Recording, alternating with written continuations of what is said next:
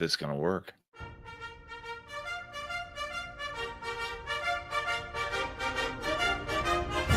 Welcome to the Ask for Football Army Football Show. The Army Football Show is an insider's guide for cadets, old grads, and college football fans to follow the Army team throughout their season as they seek to beat Navy and claim the Commander-in-Chief's trophy. Ask for Football is brought to you by our sponsor, Jocelyn Bradley Real Estate. Whether you're buying, selling, or just exploring your options, Jocelyn Bradley is the expert you can trust to navigate the real estate market with ease. Visit jocelynbradley.com to learn more. And let's get started at the Ask for Football Army Football Show.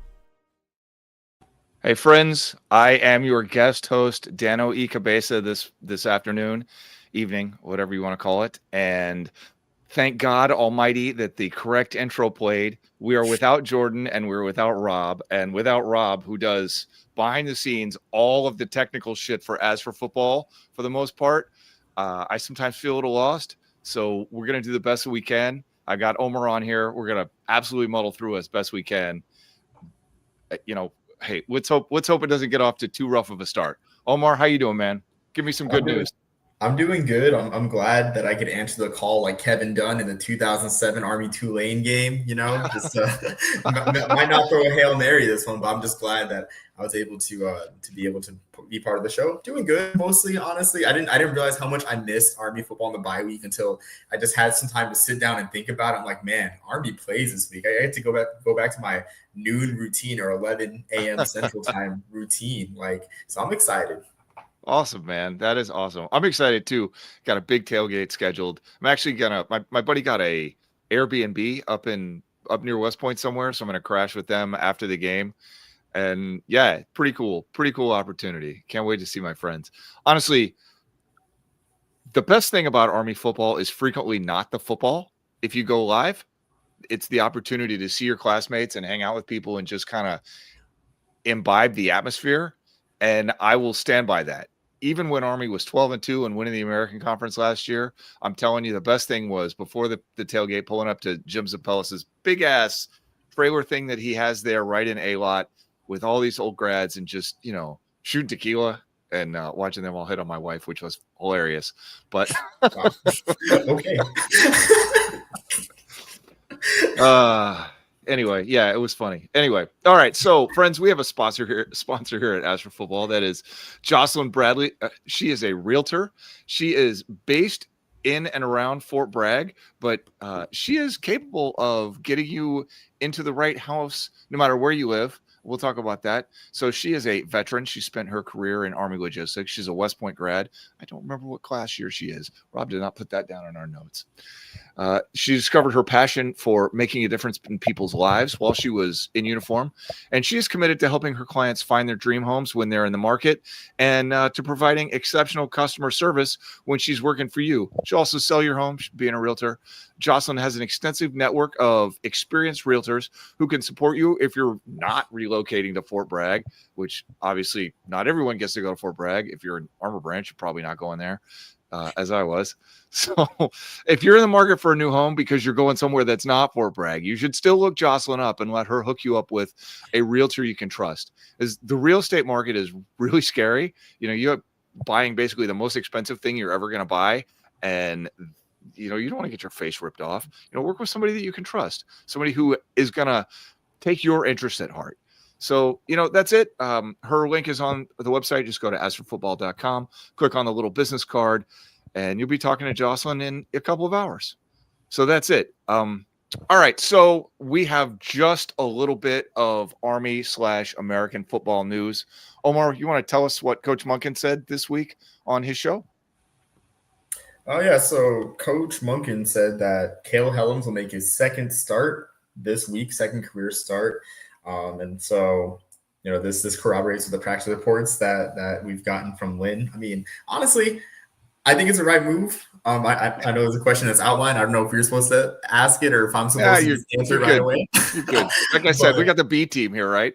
Yeah, we got the B team. We got Rich Raltz and Ross Tucker here. So, but I think it's the right move. But I honestly feel for Dwayne Coleman though, because man, he's been in the program for so long, and I know these are team first guys, right? But you kind of like to see the first year quarterback, just who's been waiting, taking his lumps, and just, continue to start. But I mean, you got to ride the hot hand, like, honestly. Absolutely. So I definitely agree with it. You got to ride the hot hand.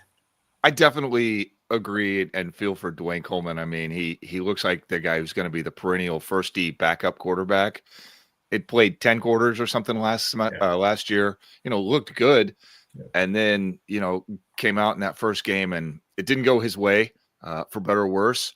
And then your backup comes in because you're a little nicked up and beats Kansas State. I mean, that's just kind of how life is, right? Yeah. But Cale Helms looked pretty good. And I'll be quite surprised if he doesn't hold that starter's job for the rest of the year. And for what it's worth, I think this current version of Army's offense just works a little better with a heavier bodied guy in there. Although I will say Coleman's thing is that he's supposed to be a better passer, and then Helms turns around and goes 7 of 11 passing against Kansas State. And really, if you looked when they started calling those RPOs, either the draw RPOs or those rollout RPOs, that really changed the game because he had enough of them that it forced Kansas State to start thinking about some of that stuff differently. So, yeah, man, I thought that was a little wild. And then the other news I wanted to get into, because we're just kind of killing time in the top half of the show before we do the North Texas roundup, is rankings talk. As I was putting together this thing, because the line on this game, so what sort of forced me to think about this is the line on North Texas at Army started at Army -2.5, Army giving almost a field goal, and now Army is getting almost a field goal at home. And I just thought that was insane. So I started, it's a 5-point move, which is a giant move in betting, right? And so I started looking and wondering, like, what's going on here? And so I pulled the Massey rankings and the SP Plus rankings. And, bottom line, the top of the American Conference remains pretty tight in these rankings. There's like 2 to 3 teams higher up in both of those rankings, and not the same 2 to 3 teams. And then there's like a giant log jam right in the middle at what we would think of as the average for college football, including both Power 4 and the Group of 5. Interestingly, Army got helped a lot by beating Kansas State, but they didn't get hurt too badly by losing to Tarleton State.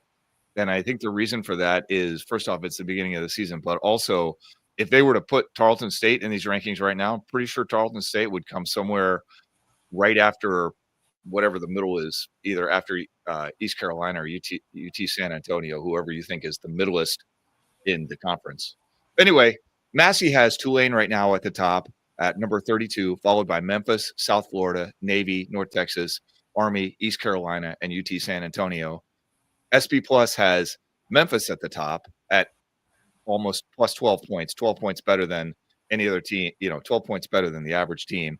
The Navy at 49th at +8, Tulane at +7, Kansas State, just by way of comparison, at +6.6. So that's down about 10 for them. North Texas at 66th, UTSA at 67th, Army at 68th, ECU at 69th, USF at 71st. Those are all within a point of 0, which is the statistical average. So here's my question to you, Omar, having just read a bunch of numbers. Does any of that mean anything?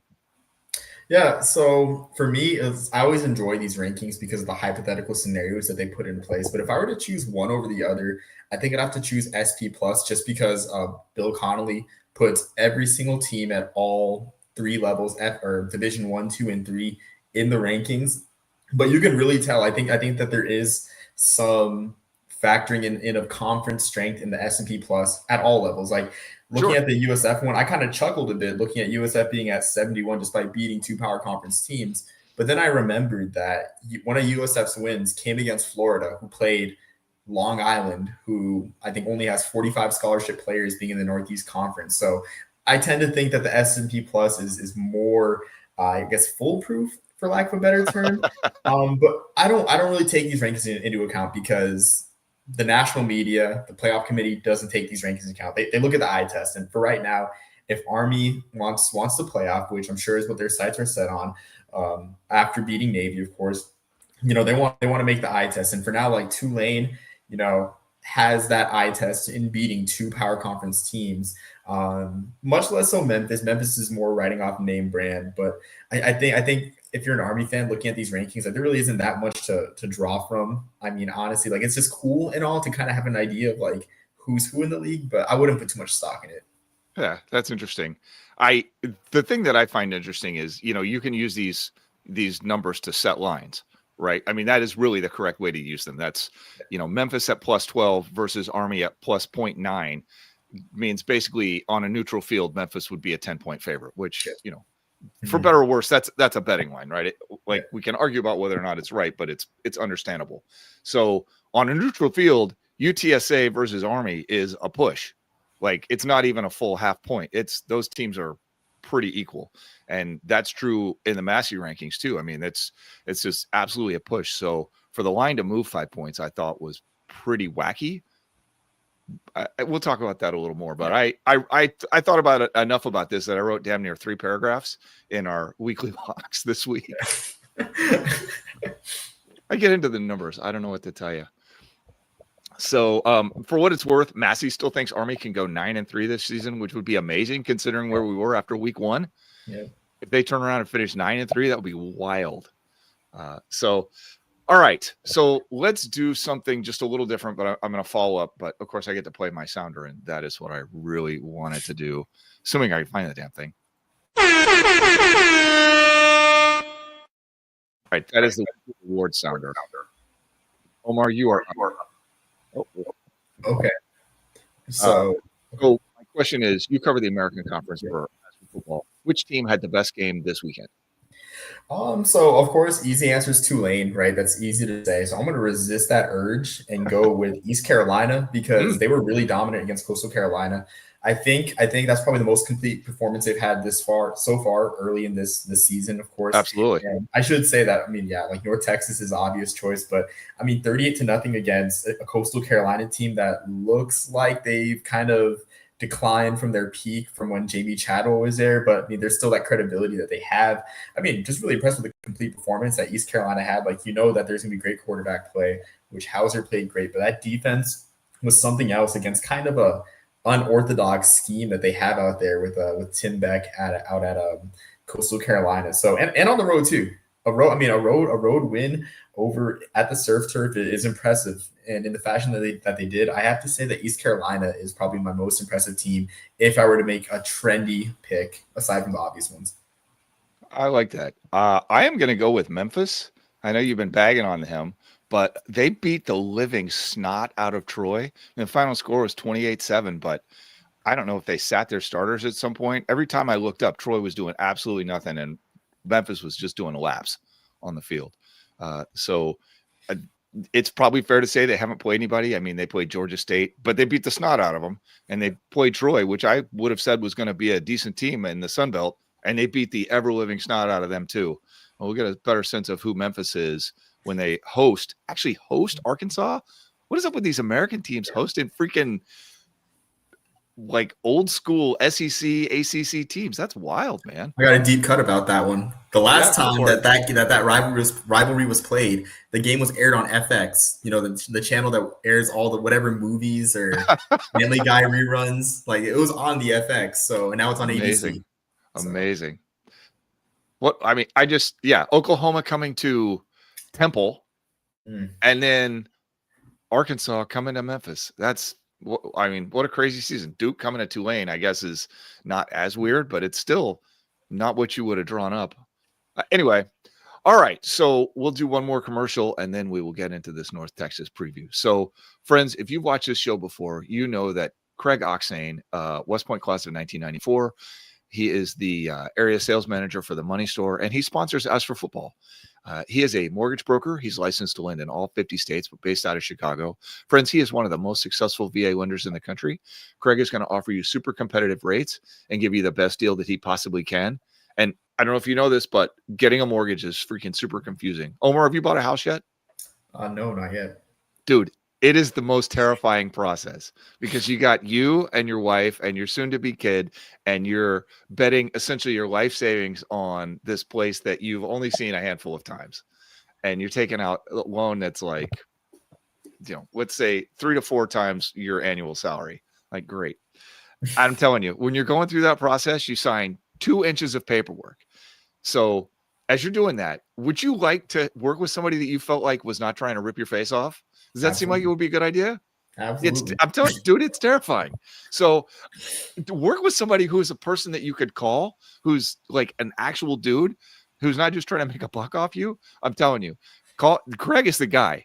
And this is how the West Point Network functions. Like, Craig is helping us stay in business here at Astro Football, and we're trying to introduce you to the guy you need to meet if you're trying to get a mortgage. Is like we said, it's really scary, especially if you've never done it before. Plus, Craig doesn't charge lending fees for veterans. There's a huge savings, like $1,300. Like, get that money, friends. $1,300, save that money. So, Craig Oxane, he is the area sales manager for the Money Store. His link is also on our website.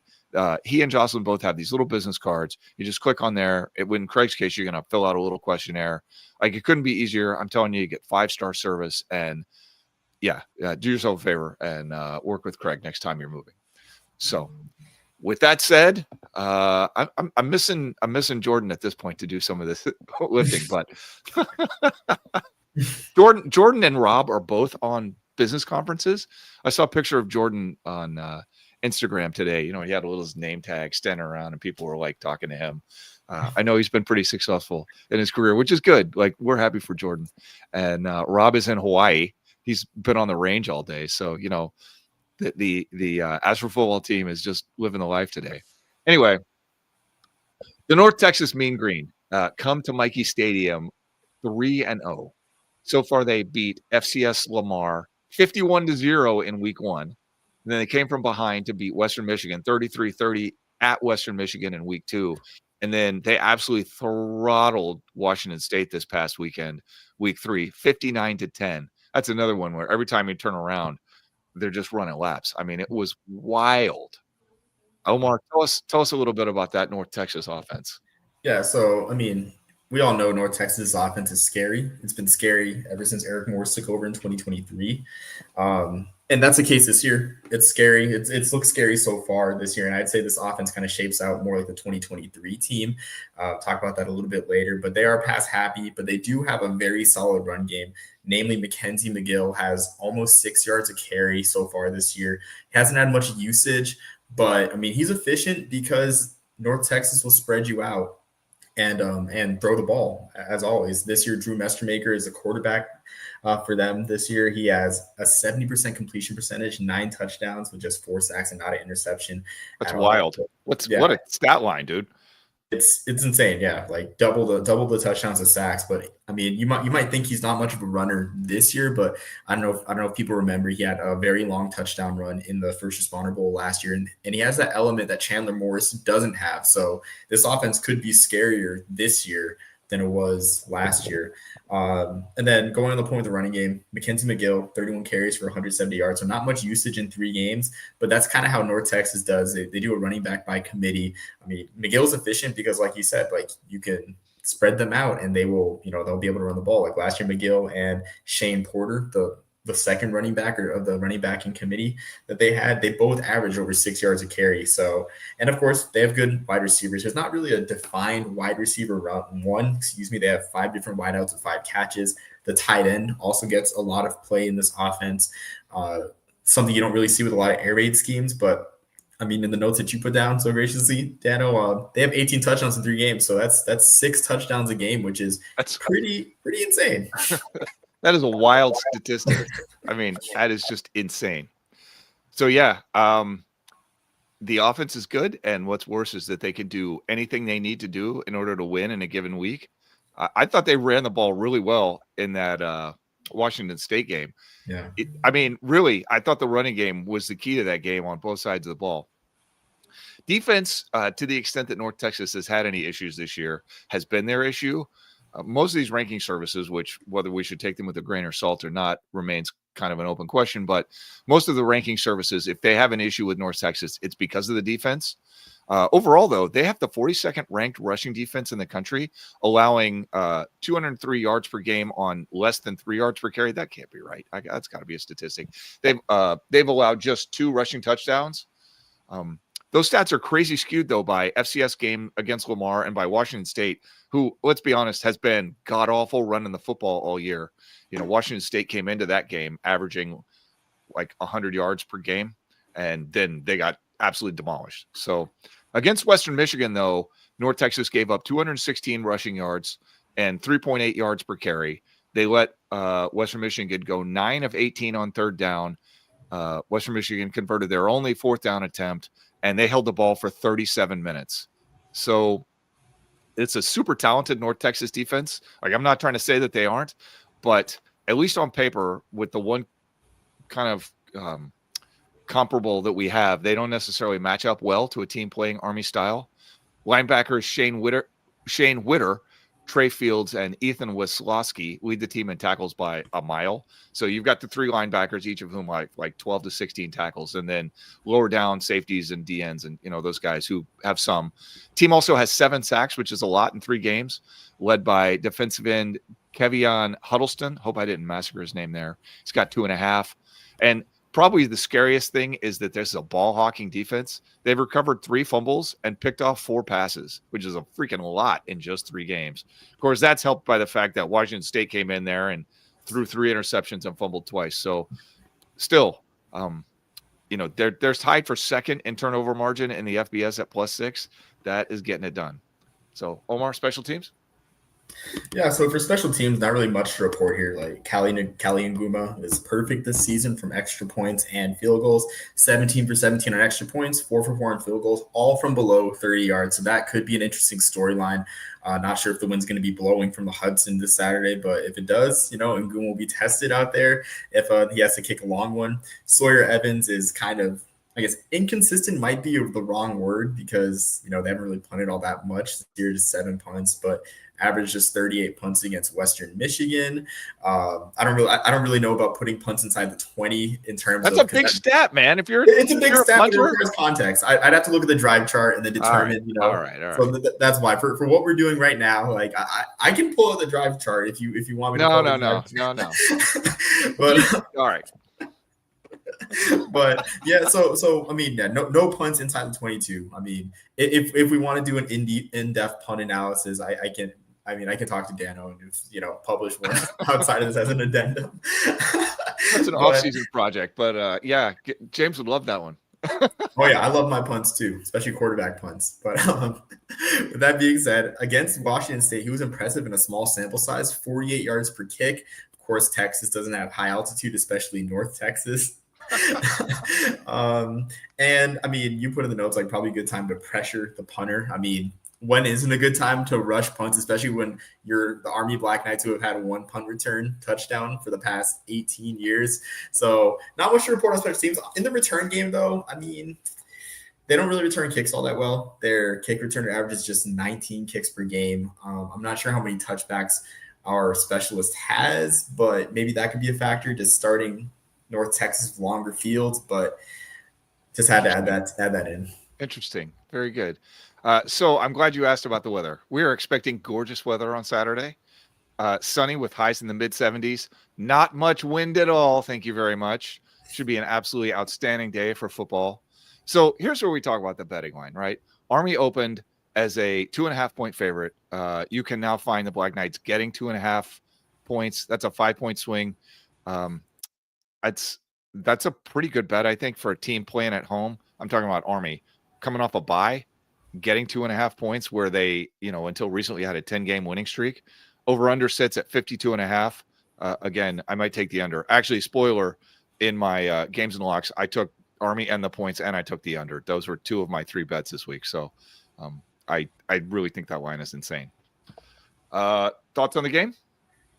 Yeah, so what really fascinates me, honestly, the Western Michigan game fascinates me for North Texas because I look at this and Western Michigan really didn't have the most impressive day running the ball, but they wore North Texas down little by little. And so that might just play perfectly into Army. If we can literally get 3 yards in a cloud of dust, which Kale Helms' game against Kansas State was the epitome of 3 yards in a cloud of dust, like that might be what we need. Like you can't score if you don't have the ball in North Texas. So I'm kind of excited to see how that plays out. Like, will we have, and especially too now that we're doing more so of a fullback by committee type thing. Yeah. We're getting every type of fullback. We're getting Jake Rendina running down your throat, Carson Smith running down your throat, a little bit of finesse with Briggs Bartosh and Hayden Reed. Like you're getting every flavor of fullback. So I'm excited to see how that plays out, honestly. I would also like to see less shotgun, though, honestly. I feel like less shotgun might be more ideal in this one, just given North Texas's explosiveness. Interesting. Definitely the fact that they are a sacking team makes that shotgun thing kind of interesting.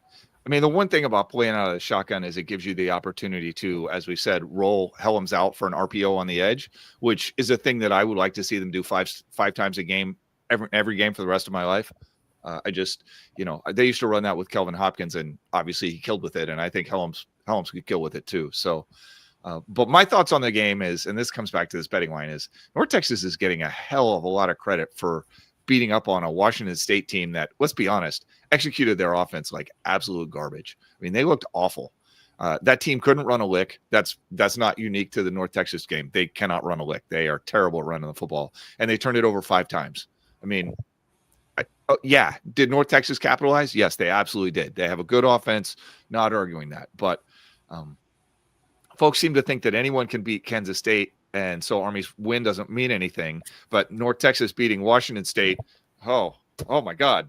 They beat Washington State. Oh my God. Washington State is in the pack too. And guys, I don't know what's going to happen, but I think this is going to be a close game. I mean, the metrics suggest that these teams are pretty evenly matched. I don't know who's going to win, but for the line to swing 5 points, I just think that's crazy. So, especially considering that the Black Knights play better at home, and UNT, for what it's worth, plays worse on the road. So, yeah, man. All right, let's revisit a little fact. That is correct. Or fiction. Incorrect. Like that. That was good. I love my sound. I spent so much time putting those together. You have no idea. Because you can do it in Podcastle. Anyway, yeah, they've got this whole AI thing. I'm telling you, I made that. Forget it. That's another conversation. But I love my sounders. If you knew how much time I put into them, you'd love them too. So we're going to revisit Fact or Fiction from 2 weeks ago. These before the K-State game. I said that Army averages 3.5 yards per carry. That was fiction. They finished at 3.4, like 3.44. James says Army wins the turnover battle. That was fact.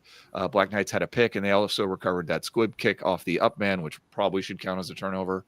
And Rob said that the defense gets an interception that week, which is correct. Colin Madison got one, and it was amazing. And Anthony Scott said Army gets 2 sacks plus 5 tackles for loss. Excuse me. No sacks, 2 tackles for loss. Thought that was still a pretty good game. So, Firsty Club, here is your warning order to give us some fact or fictions right now. All right. So, Omar, what is your fact or fiction this week? I think my fact or fiction is going over the scouting report for North Texas is Army intercepts Drew Mestemaker for the first time this year. Fact or fiction? I know I didn't write that down. I know. You're killing me. Yeah, we actually keep score because we're competitive here. So that's all right. Yeah. You don't have to spell it, but yeah. You know what? I'm going to say fact. You know why? Because they had UNT had a really great quarterback last year, and Army did an outstanding job turning him over in the red zone. And we're actually going to get into this later, but I really think Army's scheme makes it difficult for these quarterbacks to make some of these plays. The danger that I see in this game is that North Texas runs the ball really well, and they use that to set up their offense. Yeah. If Army can shut down that running game, then I think getting that interception is a pretty good one. And my fact or fiction this week is Army rushes for 350 yards. Oh, you didn't tell me if you were taking fact or fiction. Sorry. I mean, I kind of put myself in the corner because interceptions are so hard to predict, but I'm gonna go fiction, to be honest with you. It's just tough because I don't know. I just think I think we'll have a good game defending North Texas's scheme, honestly. Okay. But will that lead to interceptions? Like I tend to think that Mestemaker is a good decision maker. Mestemaker, the decision maker. Wow. Did not mean to do that. So I don't know. It's hard to predict. But I mean, I will say we got called for a good amount of pass interferences against Tarleton, if I remember correctly. Honestly, maybe it's just one that is just replaying in my head over and over again. So I kind of think our secondary just needs a little bit more of a But then again, never mind. I'm forgetting Colin Madison intercepting the pass. So let me change that. Fact. Let me go fact. Oh my goodness. All right. Well, you talked yourself into it, which I guess I talked myself into it.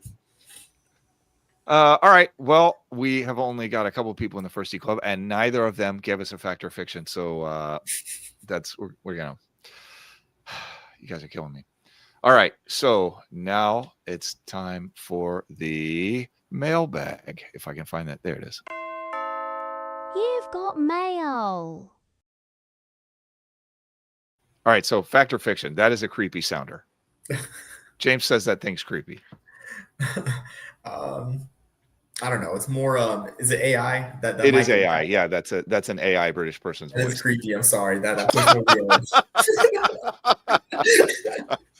It's Podcastle AI. They have like a whole laundry list of AIs that you can choose from. There's no pistons. That's a good thing.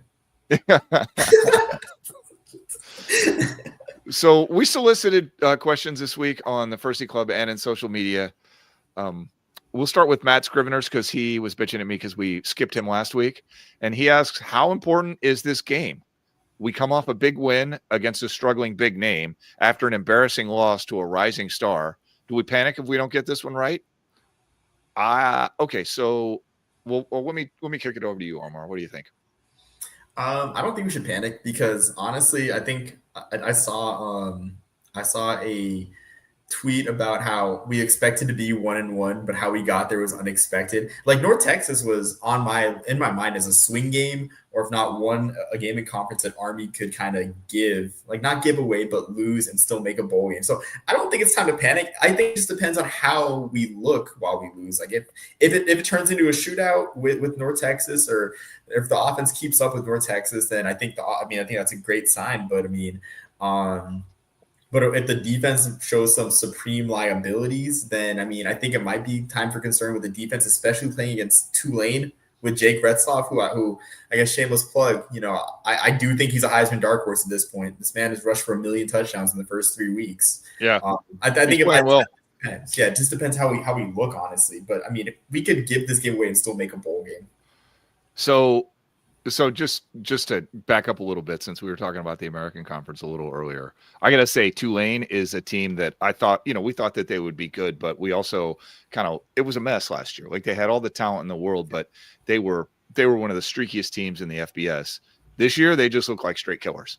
Yeah. Like that's a different story this year. That team looks way, way more focused. I don't know if they have more talent, but they look way more focused. And beating the crap out of Duke with your old quarterback, with your new quarterback, that's like, yeah, buddy. So the thing that would, I hesitate to say panic, but the thing that would concern me if they drop this game is bowl eligibility, because you already dropped one that you were counting on in Tarleton State, and you got one that you weren't necessarily counting on in K-State. So that's kind of a push, but as we talked about before the season started, man, you don't want to have to go to Air Force and beat the freaking Zoomies just to make a bowl game. Like, do I think Army can beat the Zoomies? Yes. I think Army has a better team than the Zoomies. They're about a touchdown better, according to all the ranking services. And anyway, screw those guys. They just lost to Utah State. But having to go play at their house to make a bowl game is not a place you want to be. And if they drop this game, that's a place that they very well might find themselves. So,